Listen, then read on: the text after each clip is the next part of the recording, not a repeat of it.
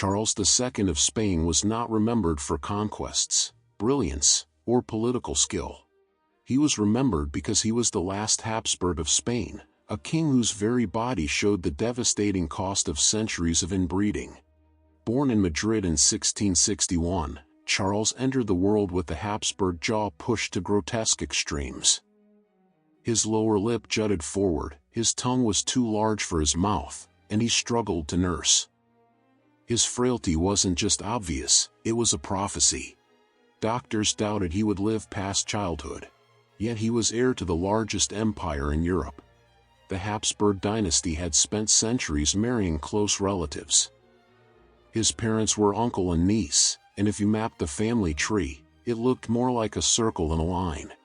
By modern calculation, Charles's genetic inheritance was similar to being the child of siblings. Instead of spreading alliances through marriage, the Habsburgs concentrated power within their own blood, and Charles's body carried the full price. He was sickly from the start. He didn't walk until nearly age 8. He didn't speak clearly until he was 4 or 5. He drooled constantly because he couldn't close his mouth. His tutors found his lessons hopeless. He could barely read or write, and his memory slipped like sand through fingers. Instead of training him for kingship, the court spent his childhood trying to keep him alive. Servants watched him through the night, terrified that fever or seizure would claim him before dawn. The irony was cruel.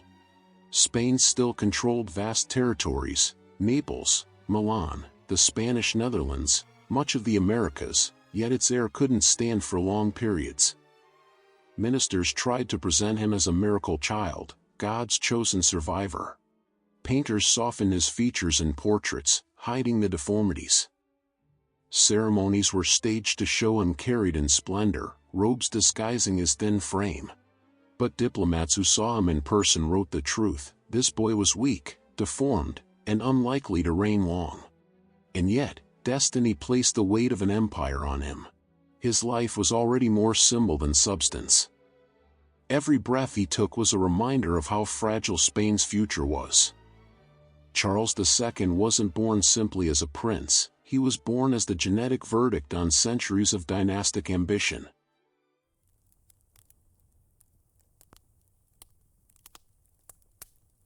In 1665, when Charles was only 4, his father Philip IV died. Overnight, the frail, barely coherent child was proclaimed king of the largest empire in Europe. But Spain did not gain a leader, it gained a symbol. His mother, Mariana of Austria, became regent, and real power flowed through councils, confessors, and ministers who competed to control the throne behind the child's back. The early years of his reign exposed the brutal mismatch between image and reality. Publicly, the boy king was paraded in solemn ceremonies. He wore heavy robes designed to add bulk to his tiny body. He sat on thrones so large they dwarfed him, making him look more like a puppet than a monarch. His signature appeared on royal decrees, but everyone knew he could not read the documents himself. Spain was ruled not by Charles, but by those who interpreted his silence. Behind palace walls, the truth was painful. Charles suffered seizures, fevers, stomach ailments, and terrifying episodes that left him weak for days. He could not concentrate for long, and tutors often abandoned lessons in frustration. At meals, courtiers pretended not to notice when he choked or drooled. Whenever he was shown to the public, servants rehearsed every step to keep him upright. Every appearance was a gamble against humiliation. Spain at the same time was collapsing under its own weight. Endless wars with France drained the treasury. The flow of silver from the New World no longer covered debts. Famine struck the countryside, rebellions stirred in Catalonia and Naples, and the once mighty Spanish fleet fell into decline. Foreign ambassadors reported with barely disguised contempt that Spain's empire was being led by a boy who could not hold a conversation. France's Louis XIV, vigorous and ambitious, compared sharply with the weak child king across the Pyrenees. Religion filled the void where medicine failed. Mariana surrounded Charles with confessors and priests who insisted his survival was a miracle. He was dragged to shrines, touched by relics, and immersed in rituals meant to cure him. When nothing worked, rumors spread that he was bewitched. He became known across Europe as El Hechizado, the Bewitched King. The nickname was more than mockery, it reflected how Spaniards themselves explained their monarch's suffering. The regency became a battlefield of factions. Some courtiers aligned with France, hoping Louis XIV's influence could stabilize Spain. Others looked to Austria, seeing salvation in the Holy Roman Empire. Every decision was less about Charles's will than about who could whisper loudest into his mother's ear. Ministers forged alliances, plotted coups, and even tried to seize custody of the king himself. Charles, meanwhile, drifted between illness, ritual, and confusion, unaware that his weakness was reshaping the political map of Europe. As adolescence arrived, the reality became undeniable. Charles was not going to grow into a strong ruler. The boy who had been paraded as God's miracle remained fragile, dependent, and easily manipulated. Spain's empire, already cracking under debt and war, was now tied to a monarch who could not even stand without help. What had once been Europe's most feared power had become a kingdom praying that its king could simply survive another day.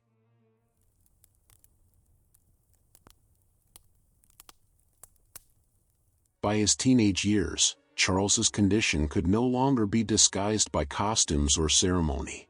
The infamous Habsburg jaw had reached grotesque proportions. His mouth never fully closed, his teeth were few and crooked, and saliva constantly dripped from his lips. Eating became an ordeal.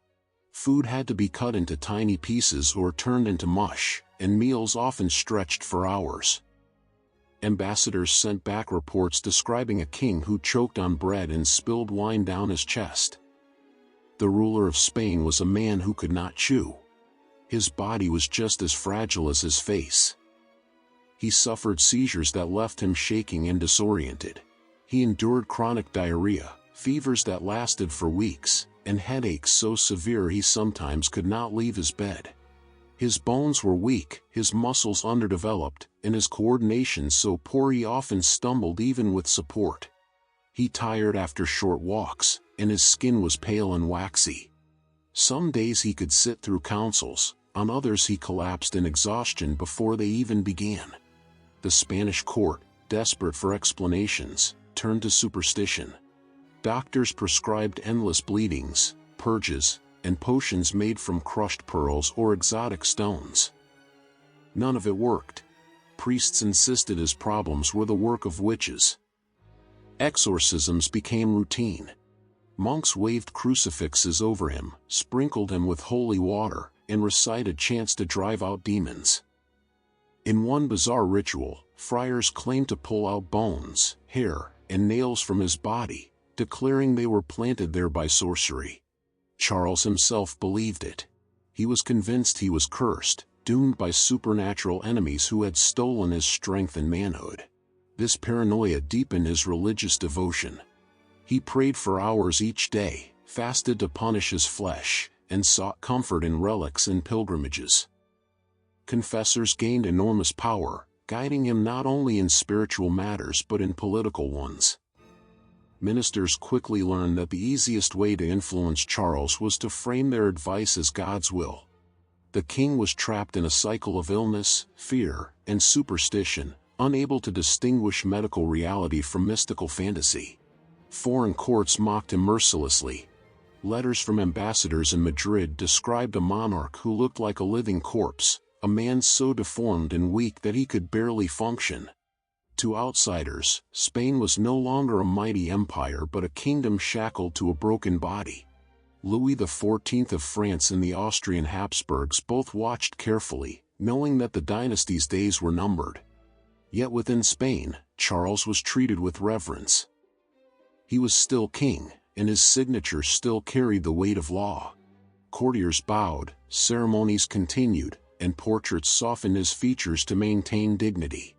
But everyone knew the truth. Charles II was more patient than monarch, more symbol than sovereign.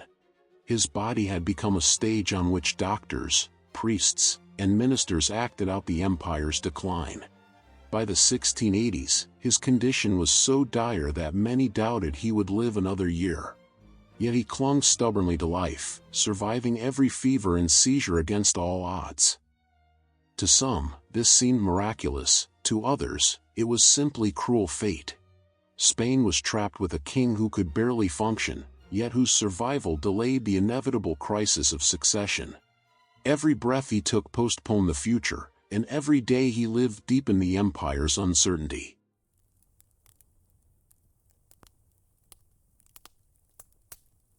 For a monarch, producing an heir was not just a family duty, it was the foundation of dynastic survival. For Charles II, it was the one task his body could never fulfill. The Spanish court placed its hopes in marriage, believing that a fertile queen might rescue the dynasty from extinction. Instead, both of his marriages became tragedies that deepened Spain's despair. His first wife was Marie-Louise of Orleans, niece of France's powerful Louis XIV. At 16, she was sent to Madrid in 1679 as part of a fragile peace treaty between Spain and France. Bright, lively, and full of energy, she found herself married to a husband who was gentle but helpless. Charles adored her in his own way, but his body was incapable of consummation. Their marriage was childless from the start. Whispers filled the palace corridors. Some blamed Marie-Louise, others blamed Charles, but most agreed the problem lay with the king's frailty. Doctors ordered humiliating inspections, strange diets, and absurd rituals meant to spark fertility. Nothing worked. Marie-Louise, isolated in a foreign land and under constant pressure to conceive, fell into depression. She took to riding and hunting to escape the suffocating atmosphere of court, but her sadness only grew. After 10 barren years, she died suddenly at just 26. Officially, it was illness. Rumors suggested poison, others whispered despair. For Spain, her death was proof that the dynasty's future was slipping away. The court wasted no time arranging a second marriage. In 1689, Charles wed Maria Anna of Neuburg, a German princess from a famously fertile family. Her sisters had given birth to dozens of children, and Spain hoped she would succeed where Marie-Louise had failed. Maria Anna arrived determined, ambitious, and politically shrewd. She quickly established herself as a central figure at court, surrounding herself with German advisors and trying to steer policy. But like her predecessor, she too found her marriage childless. For Charles, this failure was devastating. He was convinced that witches had cursed his manhood, stealing his ability to father children. He endured humiliating exorcisms where monks prayed over him, forced him to swallow holy concoctions, and claimed to break spells. In one ritual, priests told him his infertility was caused by demons, and they attempted to drive them out with hours of chanting. Nothing changed. The truth was clear: Charles was sterile. The dynasty was doomed. The consequences were not just personal humiliation but geopolitical disaster. With no heir, Europe began preparing for the inevitable collapse of Spain's royal line. France pressed its claim through the Bourbon family, Austria pressed its own through the Habsburg branch. Foreign ambassadors turned Madrid into a chessboard, each side lobbying for influence over the dying dynasty. The Spanish court itself fractured into factions, some backed France, others Austria, while Maria Anna fought desperately to secure power for her own allies. Charles, caught in the middle, grew more paranoid and more devout. He prayed for a miracle, begged God for a son, and allowed himself to be manipulated by whichever faction promised salvation. But no miracle came. The cradle remained empty, and with it the hope of Spain's survival under the Habsburgs. By the 1690s, it was clear to everyone: Charles II would die without an heir. The question was no longer if the dynasty would end, but who would inherit the vast empire it left behind. Europe was waiting for his death like vultures circling above a battlefield.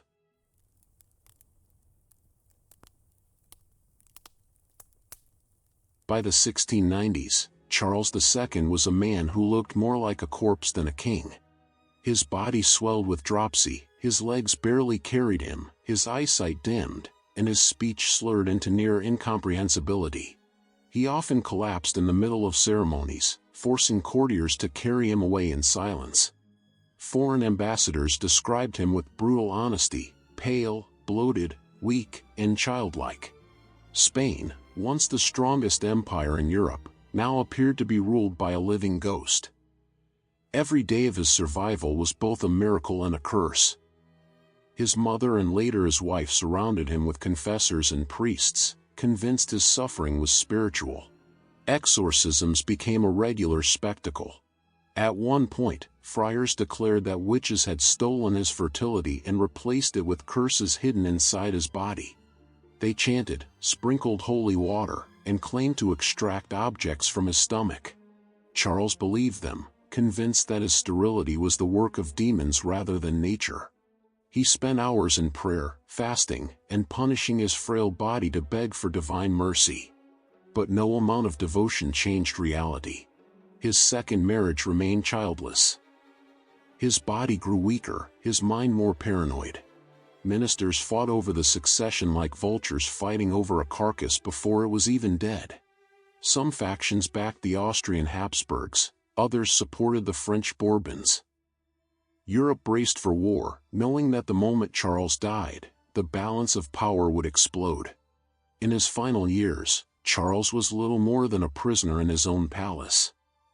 He signed documents with trembling hands, sometimes unable to understand what he was approving. His days were filled with confessions, masses, and desperate medical experiments. He was only in his 30s, but he looked decades older, a man consumed by disease and fear. On November 1, 1700, Charles II finally died at the age of 38. His death was not peaceful. Witnesses said he was racked with pain, unable to eat, his body shutting down organ by organ. An autopsy performed afterward shocked even the hardened doctors of the time. They reported that his body was in ruins, his heart was the size of a walnut, his lungs were full of water, his intestines were rotting, and his testicles were described as atrophied and useless. It was the final, undeniable proof that Charles II had been physically incapable of fathering an heir. With his death, the Spanish Habsburg dynasty ended. The empire, one of the largest in history, was suddenly without a direct successor. The throne was left to the Bourbon Philip of Anjou, grandson of Louis XIV, triggering the War of the Spanish Succession. For more than a decade, Europe tore itself apart in one of the bloodiest conflicts of the 18th century. Armies clashed across the continent not because of battles Charles fought or treaties he signed, but because his body had failed to continue his line. Charles II is remembered as the bewitched king, but the truth is far harsher. He wasn't cursed by witches or demons. He was cursed by his dynasty's arrogance. Centuries of incest and obsession with pure blood had created a king who could not live a normal life, could not rule effectively, and could not father a child. His reign marked the collapse of Spain's golden age, and his death reshaped Europe. The story of Charles II is not just about one man's tragedy. It is the story of how an empire destroyed itself from within. His body was the battlefield where politics, religion, and biology collided, and in the end, biology won. Charles II's death was not simply the end of a king, it was the end of a dynasty.